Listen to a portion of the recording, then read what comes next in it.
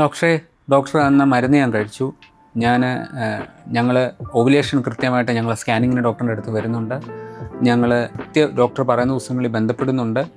അങ്ങനെ ഡോക്ടർ തന്ന എൻ്റെ ഹസ്ബൻഡിൻ്റെ സെമൻ അനാലിസിസ് എല്ലാം നോർമലാണ്. സെമനിനകത്ത് യാതൊരു കുഴപ്പവുമില്ല. എൻ്റെ ഓവുലേഷൻ നടക്കുന്നുണ്ട്.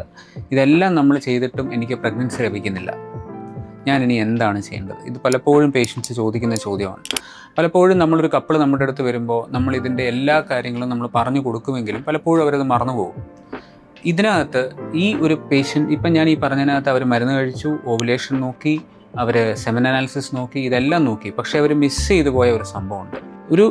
ഒരു കപ്പിളിന് അല്ലെങ്കിൽ ഒരു ഭാര്യയ്ക്കും ഭർത്താവിനും ഒരു കുട്ടി വേണമെന്നുണ്ടെങ്കിൽ ഇതെല്ലാം നടക്കണമെങ്കിൽ ഒരു ട്യൂബ്, നിങ്ങളുടെ ഫലോപ്പിയൻ ട്യൂബ് നോർമലായിരിക്കണം. ഫലോപ്പിയൻ ട്യൂബ് നോർമലാണെങ്കിൽ മാത്രമേ നമുക്കൊരു നാച്ചുറൽ പ്രഗ്നൻസി ലഭിക്കുകയുള്ളൂ. IVF-ന് ട്യൂബിൻ്റെ ആവശ്യമില്ല. പക്ഷേ IUI-ക്കും നാച്ചുറൽ പ്രഗ്നൻസിക്കും നിങ്ങൾക്ക് ഒരു ട്യൂബ് അത്യാവശ്യം.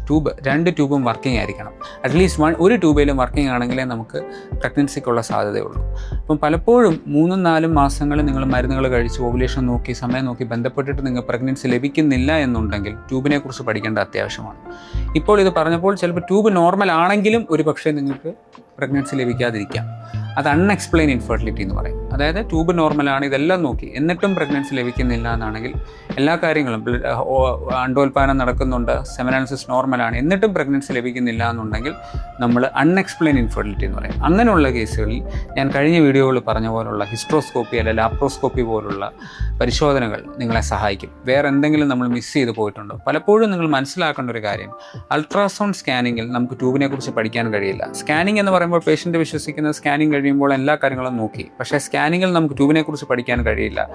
സ്കാനിങ്ങിൽ നമുക്ക് കൂടുതലായിട്ടുള്ള അല്ലെങ്കിൽ നമുക്ക് പെരിറ്റോണിയൽ അല്ലെങ്കിൽ നമ്മുടെ ആ യൂട്രസിനെ കവർ ചെയ്യുന്ന അവിടുത്തെ ചെറിയ മൈൽഡ് എൻഡോമെട്രിയോസിസ് അല്ലെങ്കിൽ ചെറിയ അഡിനോമൈസിസ് അല്ലെങ്കിൽ മൈൽഡ് യൂട്രസിനകത്തുള്ള ഇൻഫെക്ഷൻസ് അല്ലെങ്കിൽ ഒരു പക്ഷേ ചെറിയ ഫൈബ്രോയിഡ്സ് പോലും നമുക്ക് സ്കാനിൽ പിക്കപ്പ് ചെയ്യണമെന്നില്ല.